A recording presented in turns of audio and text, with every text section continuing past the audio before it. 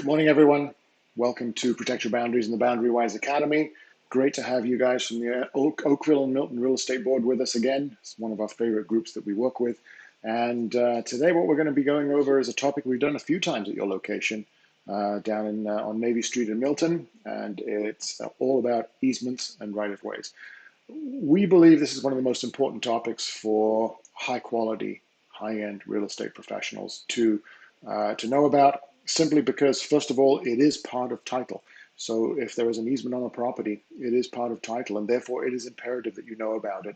More than that, it offers you an opportunity to provide additional value to your client in terms of, on the buying side, an understanding of how maybe the property is encumbered by an easement, and on the selling side, making sure that you're disclosing everything that is important about the property that, if you didn't disclose, could come back and bite you after the fact. We'll be getting into some of that in just a minute. So I'm going to minimize myself here, this screen, down to here, and there we go, easement of right-of-ways. At the end, we're going to go over the BoundaryWise Academy quickly.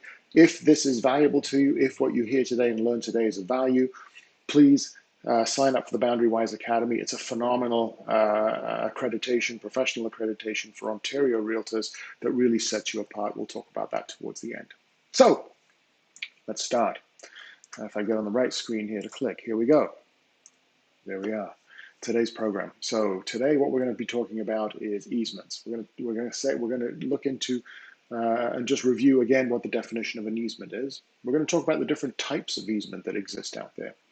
We're then going to discuss and determine how do we know if there's an easement on my property and where they're documented. Finally, we'll talk about what goes wrong and what some of your best practices can be. And finally, we'll touch quickly for a couple of minutes on the BoundaryWise Academy. I know at the end of this, I'm sure that you'll be interested in hearing more about that. So here we go. What is an easement? Well, an easement, by definition, is the legal right to use a portion of someone else's property. The legal right to use a portion of someone else's property. Now, what's really important in that definition is that it is a non-possessory grant of use. What that means is that if you may have an easement over somebody else's property, which allows you to use that portion, whatever it is, however it's defined, for a particular reason, but it doesn't mean that you own that piece of property. It's non-possessory. It's a non-possessory right. And that's key when it comes to easement. The next door neighbor still owns that piece of land. It's just they have to give up that right to you of usage. They have to allow you to use that piece of land in whatever way the easement dictates.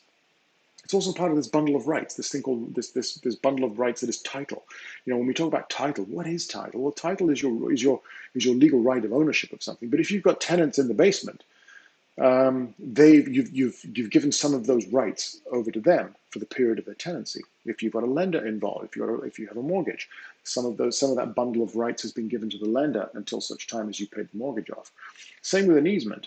If another property has an easement over your property, part of your bundle of rights has been given to them in terms of their ability to use your property in a certain way. So it's really important to remember that easements aren't this annoyance on the side that sometimes you may look into it, sometimes you may not, because it really doesn't affect the property. No, this is title. This is central to the definition of that property and what that property is all about. Easements are granted either by deed or by contract. Now, you'll see when you see transfer documents, you'll see some of the old legal descriptions, you will see that you have easements written in there. But easements can also be granted by contract, meaning that today, if you and I live next to each other, we decide that we want some sort of easement arrangement, we can actually go through the appropriate channels to request an easement be put in place by contract. And if you think of things like when condos go up or big developments go up, how many easements developers have to take out in order to be able to access their property over other people's property in order to be able to get in. Things like crane swings. You can't just swing a crane over other people's properties without an easement that allows it to do that. And also critically, with easements, they remain on title in perpetuity forever, except when they're granted for an explicit period. So what that means is, if an easement was granted over a particular property 100 years ago, and there wasn't an explicit end date to it, which, by the way, most easements don't have an explicit end date, then that easement stays on title and is enforced for as long as that property exists, or until somebody applies to have it taken off, and that's a separate process. Some easements, as you've seen, particularly ones that are to do with new developments, new subdivisions, have an actual end date on them that say this easement is for whatever purpose and it ends on such and such a date, or when this particular event happens. But if that isn't the case, then the easement is on title in perpetuity. It doesn't go away. Now, let's talk about parties in an easement. These are four. We're going to touch on four different definitions. And by the way, in the BoundaryWise Academy, we go into far more detail on these to really give you the deep substance on this stuff. But at the highest level, let's just say that easements always have to have two parties, two sides to the equation. The giver and the taker, so to speak. There's the dominant tenement and the servient tenement. The dominant tenement is the party to whom the easement right accrues. It's the party that gains the right of access, that gains whatever the easement is giving. Conversely, the servient tenement is the party that's giving up the right. So, as an example, if one of you and I live next to each other and your property has an easement over my property, your property is the dominant tenement because it has the easement over my property. It gets to access my property for whatever reason. So it is the dominant tenement. And conversely, my property is giving up that right and therefore is the servient tenement. And if you get confused about those two terms, just remember servient, servant, servitude, giving up, right? Helping, giving up the right. Dominant tenement and servient tenement. Now, there always has to be at least one of each in each easement agreement. You can have one dominant, one servient. You can have one dominant, multiple servients. You can have one servient, multiple dominants. And if you think of situations like laneways that cut across the back of properties, especially in some of the older areas of Oakville and Etobicoke, Toronto, so on, you'll get a property that has access over the back of 4 or 5 properties in order for a laneway to go through so they can access the rear of the yard. Well, in that case, you've got one dominant tenement, the property that gets access, and multiple servients, all giving up a piece of their land. So there are always examples of things like that. So ownership. Let's talk about ownership of easements for a second. There are two general types of ownership of easements. One is called appurtenant and one is called easements in gross. And these are really two different types of easement, but from an ownership perspective and a status perspective. The vast majority of easements that you're going to come across in residential real estate that give homeowners, that affect homeowners in terms of how they use their land, are called appurtenant easements. And what this means is that the easement, the right of the easement, runs with the land. And that's a term you want to remember. It runs with the land. What that means is that the easement is attached to the property. It's not attached to an individual or a corporation. So if somebody says, I have an easement over your property, it's actually a misnomer. That's not quite right. It's not you as the owner that has the easement. The easement is going to outlive your ownership of that property. The easement is attached to your land and your property, and it's your property that has the easement over the neighboring property. So appurtenant easements run with the land. The easement is attached to the property. And that's really important for you because sometimes homeowners and even realtors who don't really know this stuff very well say, well, you're moving out, so the easement goes away. We can do whatever we want. Or we made a change to the easement, and well, that change will just carry on. Hang on a second. No, it's nothing to do with you. The easement runs with the land. You may have mistakenly misused the easement through your occupancy of that particular property, but that doesn't mean that the easement has changed just because you decided to use it differently. The easement is the easement. It runs with the land if it's an appurtenant easement. The other major classification of easement, maybe that's a better term, classification. The other classification of easement is called gross easements, easements in gross. Now, unlike appurtenant easements that run with the land that are attached to a property, easements in gross are attached to a corporation or, in very rare cases, an individual. Let's say corporations. So what might that look like? Well, easements in gross are typically telco easements, hydro easements, municipal easements. These are easements that allow corporations and their staff to access a property for the purpose of maintaining their infrastructure. So think of things like Bell, think of things like telephone poles, hydro wires, hydro lines underground, Rogers lines, those kinds of the city with catchment basements, drainage, that sort of thing. So if a municipality or a a utility needs access to your property, or they have assets on your property, there will be an easement in gross. That means basically that that easement right, which is very similar to the appurtenant easement in terms of what it allows them to do. They can access their property or this particular property for a specific reason, but that right accrues to the corporation, not to the corporation's property. That wouldn't make sense, right? Think of anyone in Toronto who's got a house over or near a subway line. There are easements in gross below ground that allow the subway, the TTC, to do its work and to actually run those trains through. Because as you know, boundary is cut all the way through, hypothetically, to the center of the earth and all the way up to, into space, hypothetically. So appurtenant easements and easements in gross. Then we have the nature of easements, affirmative and negative easements. Affirmative easements allow you to do something that you couldn't otherwise do. My property has access over your property, and it didn't have that. Without that easement, that wouldn't be the case. Negative easements prevent somebody or prevent a property from doing something. And a good example of a negative easement is air rights. Imagine you think about airports. Each of the runway has flight paths coming into it. Those flight paths have conical shaped easements around them that prevent developers underneath building up into those approach lanes. You don't want condos being built up into the approach lanes of an airport. Think of Billy Bishop Airport downtown. Think about Don Mills Airport. Think about Pearson. And then think about every single hospital that has a helipad on the roof. Each one of those has flight paths that are defined by Transport Canada and have easements around them to prevent properties underneath from building up into them. There are some really cute ones that really aren't granted anymore, but sometimes if you're dealing, especially in Oakville, some of the really old properties, you're going to get situations where you have a right to light easement. Your neighboring property may have an easement, negative easement over it, preventing the owners from building up more than 1 or 2 stories, because to do so would prevent light from coming in to your backyard. That's a negative easement. And most common are the right-of-ways and the easements in gross. Now understand that an easement is, the term easement is the umbrella term. It covers everything that really is the exception to the boundary rule. And when you think about what an easement actually is, and if a client asks you to describe what an easement actually is, you can simply tell them this. An easement is the exception to the boundary law. The boundary law is pretty fixed. It's pretty rigid. Here's the boundary. You own everything up to your side of the boundary. I own everything up to my side of the boundary.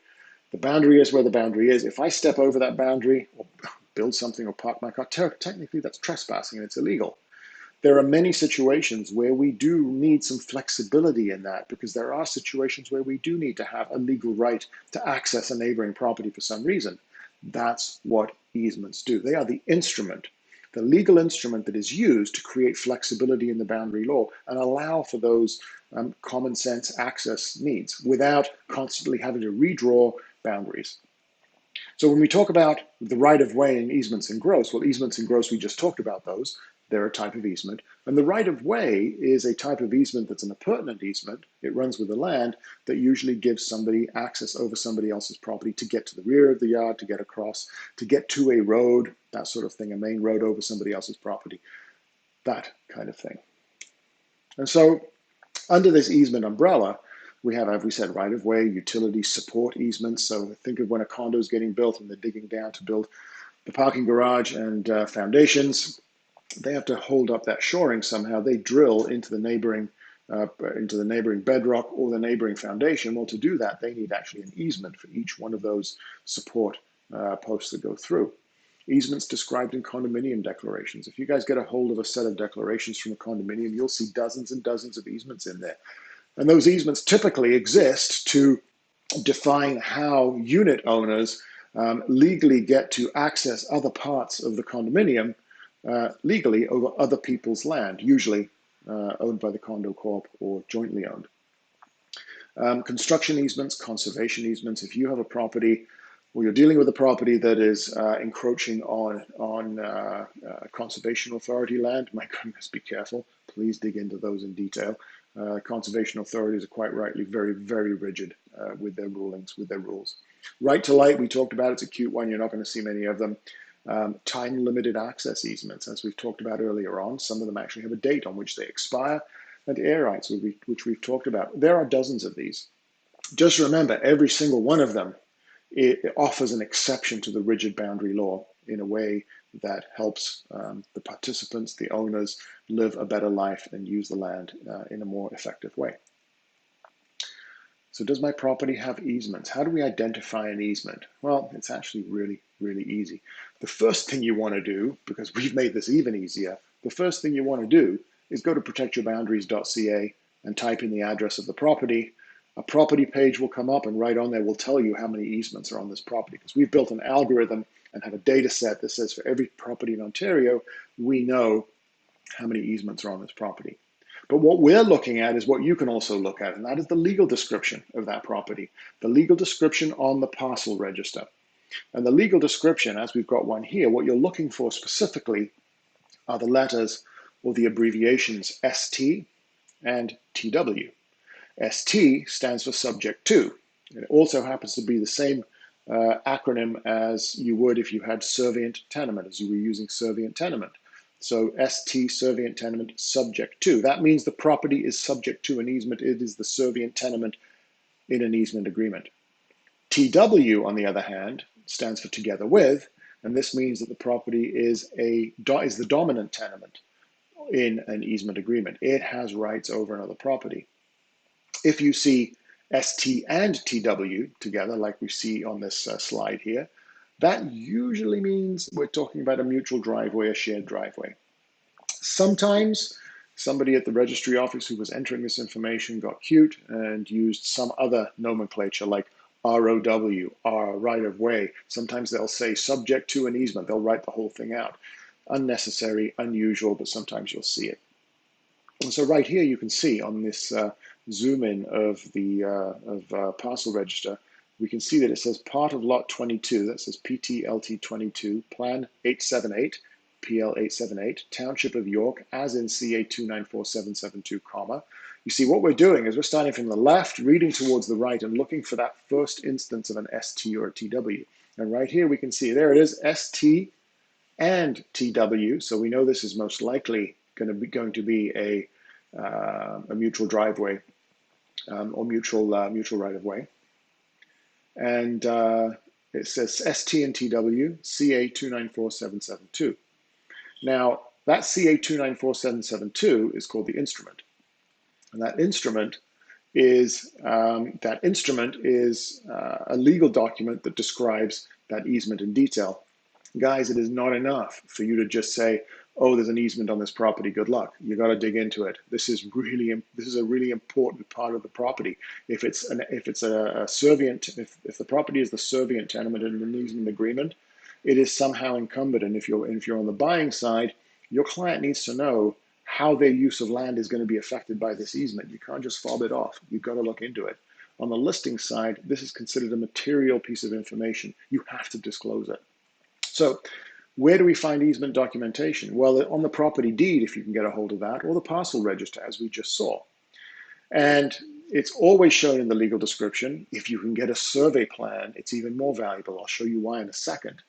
But here, what we're looking at is another legal description that tells us this property is parcel 22-1 on section 65M 2693. It also happens to be known as lot 22 on plan 65M 2693. Nothing so far about easements, right? But there's the ST that's coming up. ST, LT 547200. If we translate this or expand it into full English, this means that this property is subject to an easement further described in detail in legal instrument LT 547200. That is a unique alphanumeric code for that legal document that describes the easement. Now, at this point, you cannot tell what this easement is about, but you do have the key to that information, and that is the instrument number.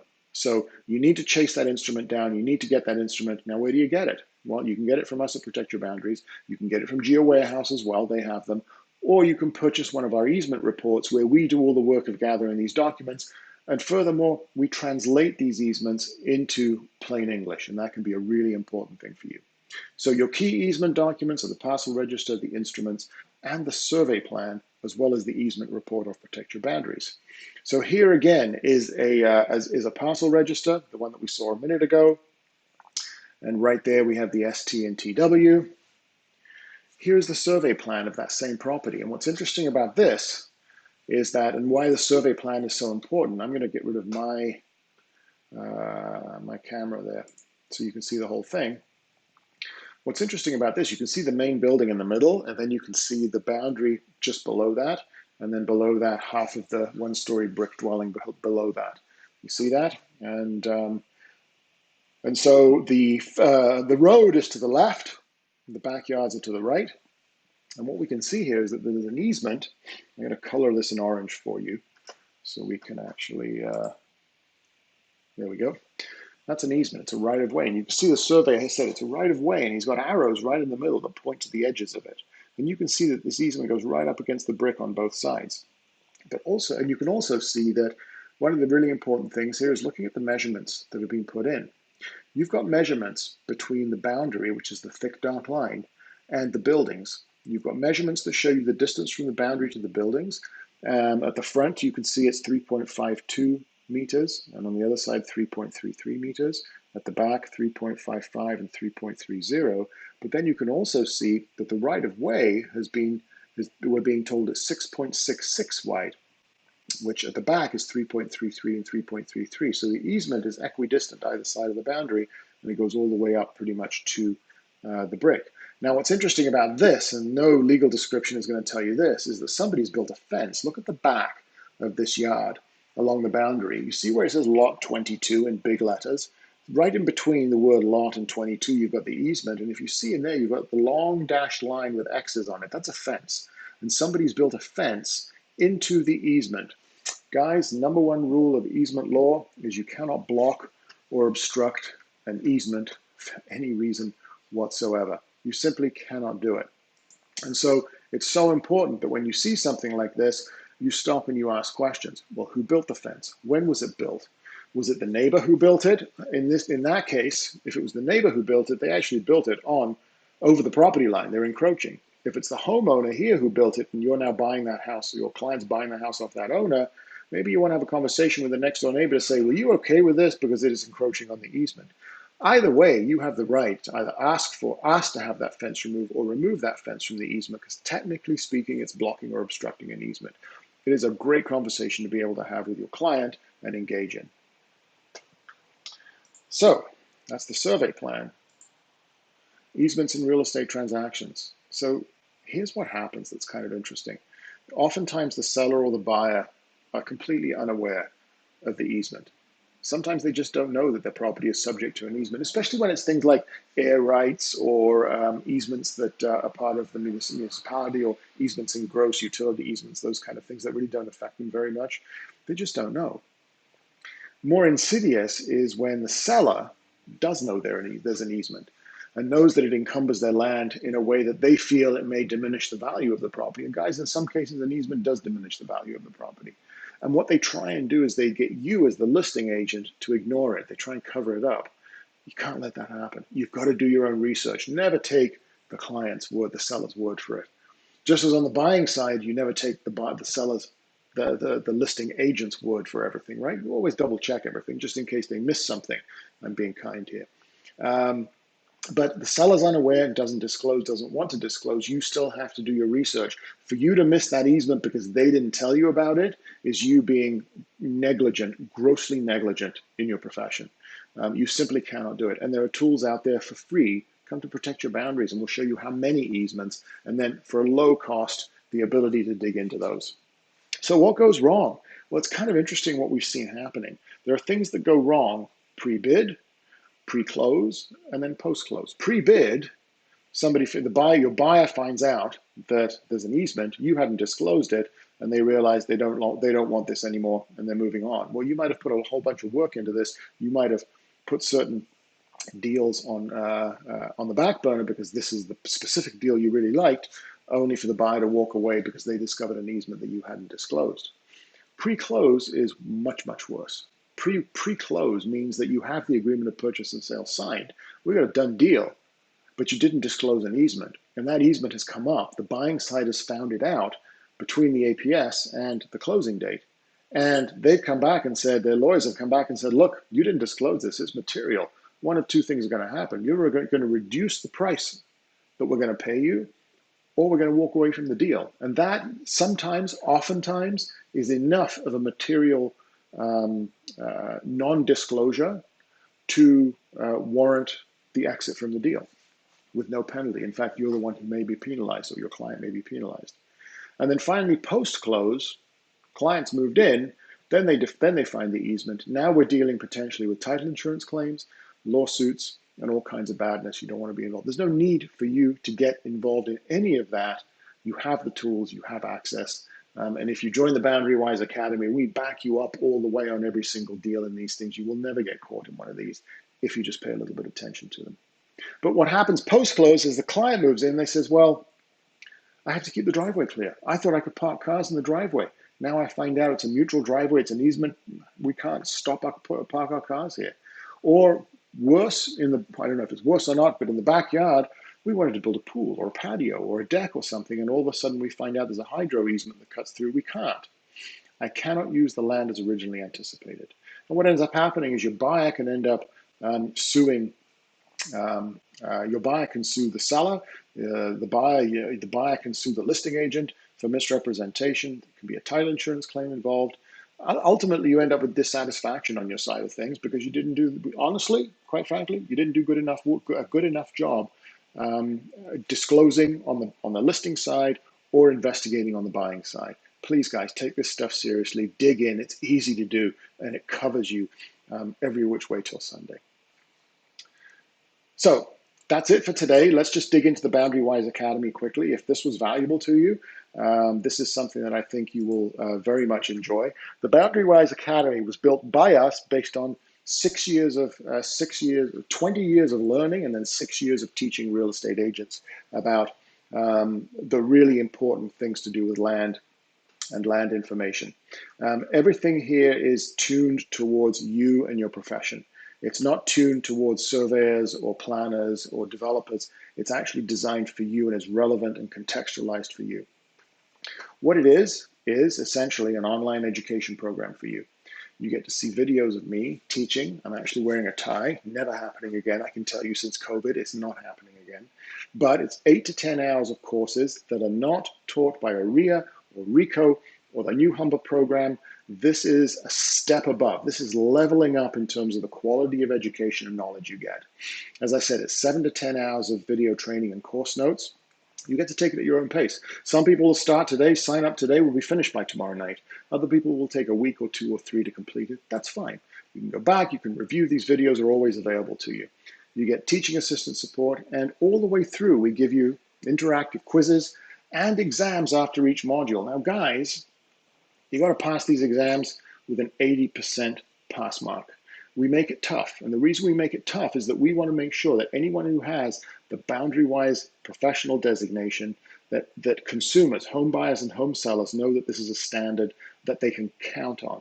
This is not your usual real estate course education where you can tap the space bar to get through it while you're watching Netflix. It simply is not that. This is tough. It's fun. You will get a ton of great information and knowledge out of it, and you will be able to apply it immediately to your client's benefit and your benefit as well.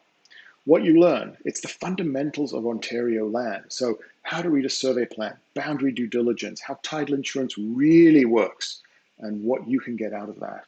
Easements and right-of-ways, a vastly expanded version of what we talked about today.